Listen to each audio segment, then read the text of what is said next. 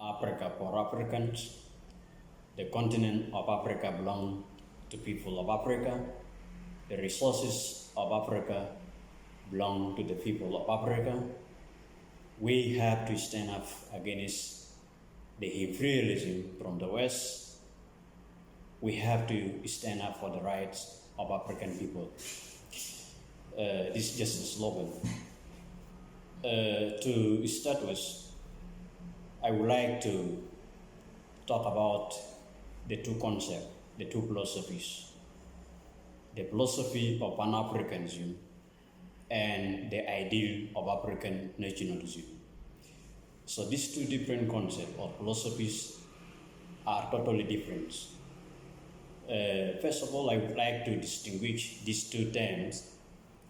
African nationalism is a love for your own country or your own nations, as in the context of individual state within the continent of Africa. Pan-Africanism is the philosophy that believes for the unity and solidarity of African people. So the word pan means all or across. Africanism is the philosophy of unity and solidarity among African people. So if you connect to the term Pan-Africanism, is a love beyond your own country. You have a love toward your own country and its nations or people, and also you have a love to African people in their own different countries in the continent of Africa. So if we say that Pan-Africanism, this is a movement that strives for the solidarity and unity of African people across the continent. So in Africa, we have African nationalists and Pan-Africanists. African nationalists, these are the peoples who believe in the ideals of building their own individual state in the Africa as a continent. But Pan-Africanists, these are leaders who have also a belief to build or love their own people in their individual states and also strive for the unity and solidarity of African peoples. So this is also another difference between Pan-Africanist leaders and African nationalists. So why it is important for the young generation to understand these two concepts is for us as the young generations to protect the interests of our own individual state in the continent, and also to protect and promote the interests of African people across the continent in the global stage or at the international political, economic, and social arena of the world. So it is very important for us exactly to have the understanding for these two terms or these two philosophies or doctrines, Pan-Africanism and African nationalism. How these two ideals originated? I would like to start with Pan-African philosophy or Pan-Africanism. During those days when European countries came in Africa and ruled African people, or at the time when they invaded African countries, so they enforced their imperialistic ideals on African cultures and African people. That also undermines the norms or the societal norms of African people. Those who developed this philosophy of Pan-Africanism were blacks from American states or American countries and European countries.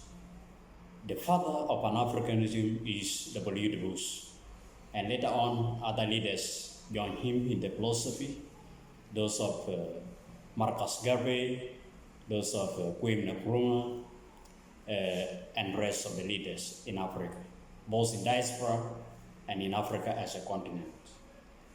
During those days of European imperialism, when European imperialists were in the continent of Africa, the leaders who came up with this philosophy convened several conferences, Pan-African conference in Europe and in America, whereby Africans, both in diaspora and in the continent, should have to come in solidarity and in unity so that they can put their policies in table on how Africa as a continent and the people of Africa should be liberated from the European inferiorities. So those of Kwame Nkrumah, Julius Nyerere, Jomo Kenyatta, Jebel Nasser of Egypt, Bella of Benebella of Algeria, Milton Obote of Uganda, and also rest of the leaders were in contact so that they came up with idea of forming Pan-African movements or liberation struggles so that they can liberate the people of Africa based on these two ideals or these two concepts, African nationalism and Pan-Africanism. So we can say that Pan-African leaders, those who staged the revolutions against the European inferiorities in Africa, made a great achievement and victory against European inferiorities based on these two concepts, Pan-Africanism and African nationalism. Both African nationalists and Pan-Africanists who form different movements in Africa, they also made a great concern to have a unity or organization of unity for African people. Kwame Nkrumah, as then president, the first president of Ghana, he said it very clear that the independence of Ghana as an individual state in Africa is meaningless until the total liberation of Africa as a continent. That is the meaning of being a Pan-Africanist leader. He did not believe for people of Ghana only, but he also believed in the liberations of African people across Africa as a continent. African nationalists, those also who liberated their own countries and remain also in their own countries, they were also being held by Pan-Africanist leaders to liberate themselves. Julius Nyerere was one of Pan-Africanist leaders who play a great role in the liberations of African countries in the Southern Africa bloc, Mozambique, Zimbabwe, South Africa, Namibia.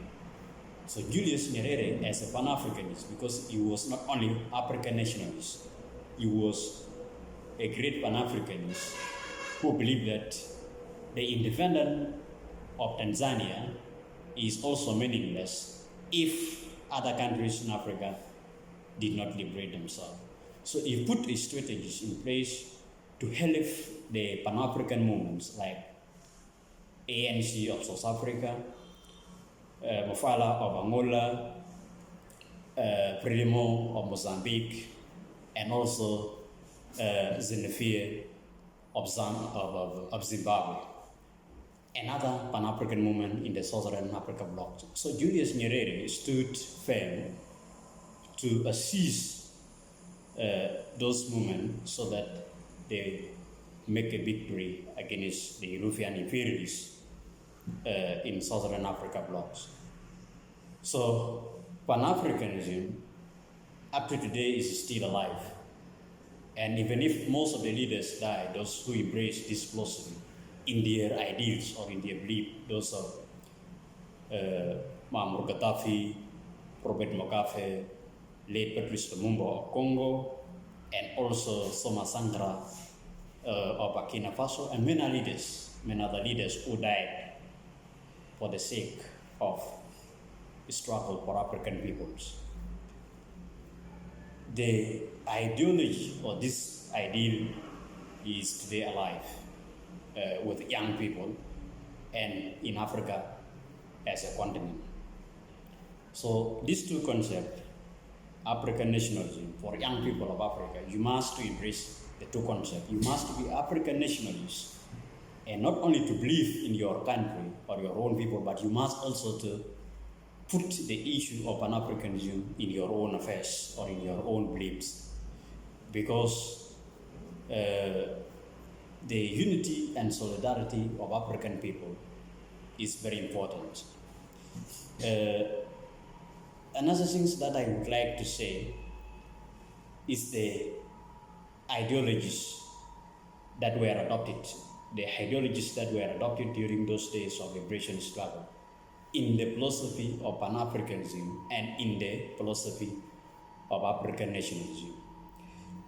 In the world, we have three ideologies. These three are political, economic, and social ideologies of the world. We have capitalism, we have socialism, and we have communism. So these three beliefs were also embraced in the struggle of Pan-African movements. During the conference of Pan-African people in the West, when several conferences were convened, Pan-African conferences were convened in America and in Europe, the leaders of Africa, both in diaspora and in Africa as a continent, so they came up with the two ideologies of the world to be embraced in Pan-Africanism. And that is why you see most of Pan-Africanist leaders around the world and in Africa as a continent, they believe in two ideologies. They are called Marxists or Leninists. Because during those days, capitalists were the one controlling Africa as a continent, and they were the one in power of Africa. So now the Pan-Africanist leaders and African nationalists, they decided to form their own movements and embrace two philosophies or two ideologies in Pan-African and African national movements. So in those movements, or in those two ideologies, communism and socialism, these three ideologies also put world in problems: capitalism, socialism, and communism. But Pan-Africanist leaders only choose two philosophies: socialism and communism during days of their struggle. In nation of African people, we were socialists in our nation as African people. How these three ideologies originated, this is what we must understand as young leaders or young people for African continents.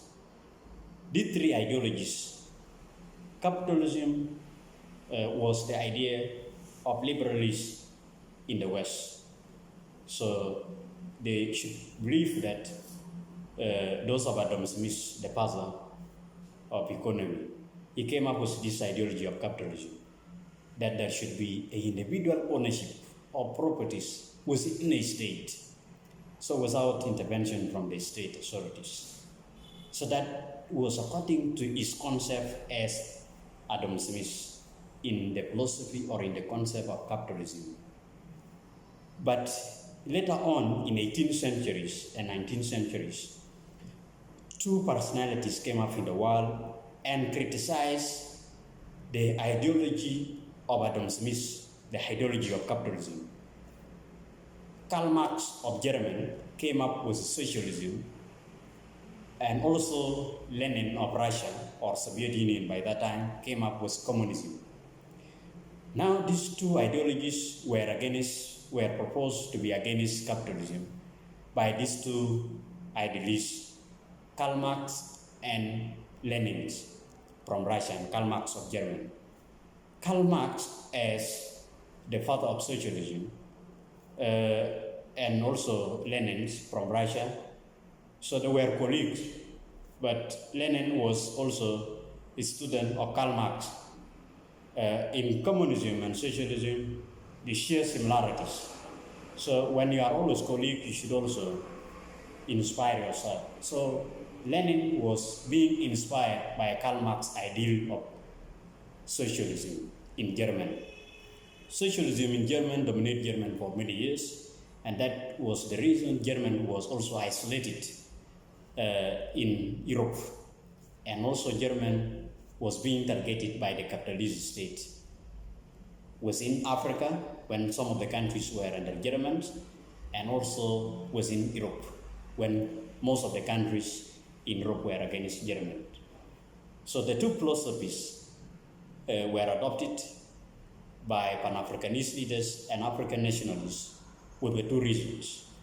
One was that those who were in power in Africa were capitalist states, United Kingdom, French, and rest of the countries in Europe.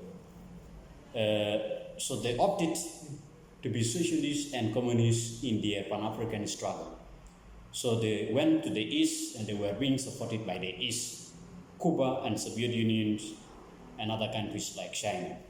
So when they were supported to liberate themselves from capitalist state within Africa, they embraced socialism and communism in their own ideals. That is why also people are saying that Pan-Africanists are also socialists or communists. This is the connection between Pan-Africanism and two ideologies, socialism and communism.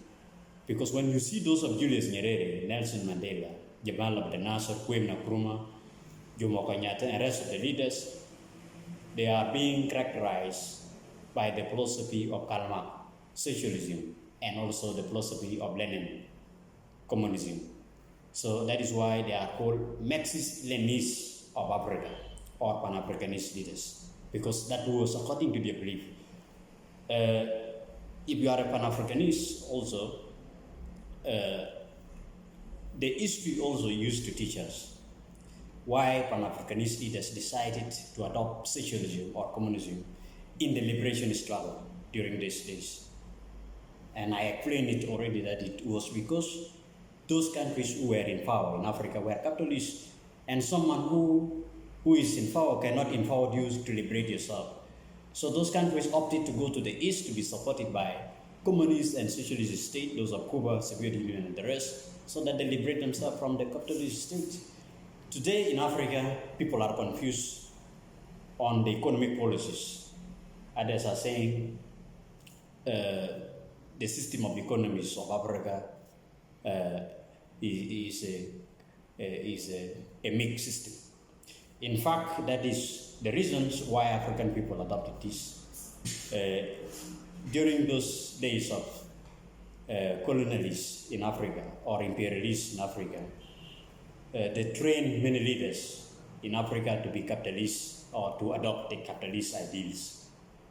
So those also who staged the struggle against imperialists in Africa were also socialists. Now Africa become the battlegrounds of ideals, those who believe in capitalism and those who believe in socialism and communism. So now the options for the economic policies of Africa was to be a mixed system. And that is why today we have a mixed system kind of economy.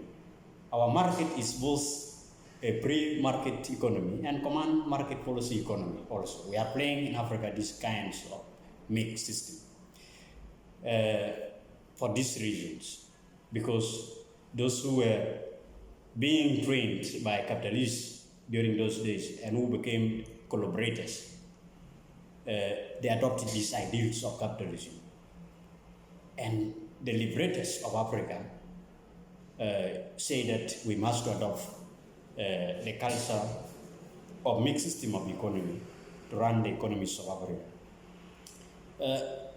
As a Pan-Africanist or African nationalist, you must also to acquaint yourself with the policies of the economic, the social, and political policies based on these three ideologies.